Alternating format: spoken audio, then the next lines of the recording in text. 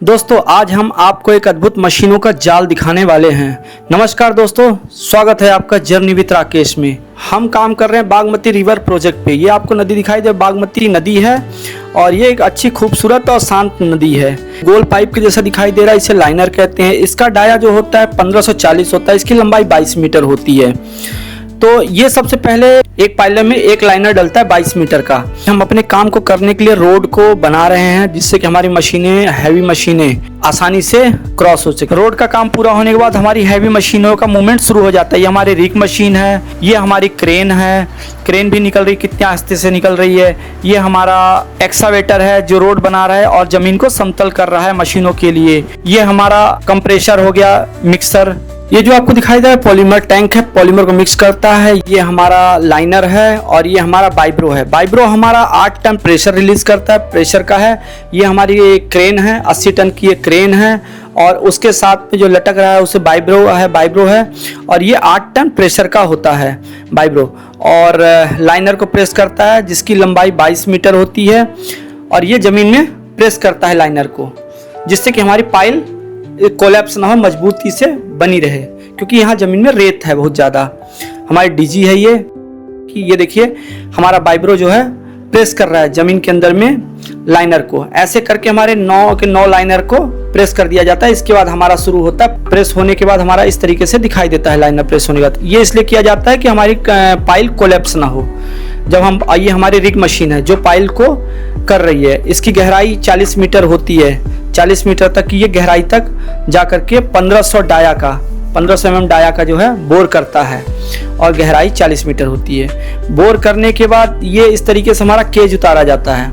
ये आप देख रहे हैं कुछ केज है और ये जो सामने प्रोसेस दिख रही है इसे केज लोअरिंग बोलते हैं। केज लोअरिंग का मतलब होता है कि केज को ड्रिल किए हुए और बोर होल में डालना। तो ये प्रोसेस काफ़ी जटिल होता है और काफ़ी महत्वपूर्ण होता है। इसी पे ही सारा लोड, सारा भार होता है स्टील पे ही। तो काफ़ी महत्वपूर्ण प्रोसेस होता है ये। जाल बनाने की शुरुआत स्टील कटिंग से होती है। इस तरीके से जाल मैनुअली हाथों से बनाया जाता है और इसकी लंबाई 37 मीटर होती है। इसे 2 भाग में बनाया जाता है। ये काफ़ी मेहनत का काम होता है और इसके लिए काफ़ी लोग लगते हैं। इस तरीके से 2 भाग में जाल रेडी हो जाता है। जब जाल रेडी हो जाता है, हमारा बोर होल रेडी हो जाता है, तो उसके बाद इस तरीके से मशीनों से अननेसेसरी चीज़ें हटा करके जाल को डालने की प्रोसेस शुरू करते हैं। तो इस तरीके से हमारे जो क्रेन होती है उसके क्रेन की मदद से इसको उठाया जाता है और बोर होल में आहिस्ते आहिस्ते हमारी जाल को डाल जाते हैं। पहला जाल डाल जाता है, इसके बाद इसको होल्ड कर दिया जाता है और उसके बाद दूसरा जाल डालने की प्रोसेस होती है। जैसे हमारे दोनों जाल डल जाती है, उसके बाद हमारा कंक्रीट की प्रोसेस शुरू होती है। तो कंक्रीट की प्रोसेस भी काफ़ी आसान है। ट्रिमर पाइप, ये ट्रिमर पाइप होती है 37 मीटर के लगभग की होती है, 35 से 37 मीटर एज पर ड्राइंग। तो ये ट्रिमर पाइप डाली जाती है। ट्रिमर पाइप के सहायता से ही कंक्रीट को नीचे बॉटम से स्टार्ट किया जाता है डालना। ये हमारा टीएम की मदद से जो है तो कंक्रीट साइड पे आ चुका है और हमारा दोस्त हमारा वेलकम कर रहे हैं और आप भी जुड़िए, स्वागत करिए। और ये हो गया हमारा कंक्रीट डलने का शुरुआत।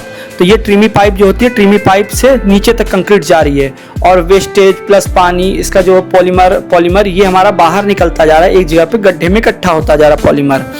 तो इसके लिए भी हमारे पास एक क्रेन लगती है, टीएम हो गया।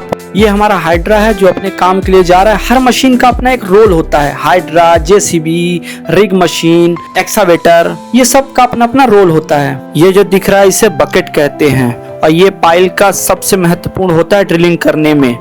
यही ड्रिलिंग में यूज किया जाता है। तो दोस्तों यहाँ तक आपने देख लिया है तो चैनल को सब्सक्राइब करके रखिए। अगले पार्ट में हम आपको दिखाएंगे पाइल कैप, पियर कैप, इसके बारे में आपको बताएंगे डिटेल से अपने वीडियो में। तब तक के लिए लाइक करें, शेयर करें, सब्सक्राइब करें। धन्यवाद।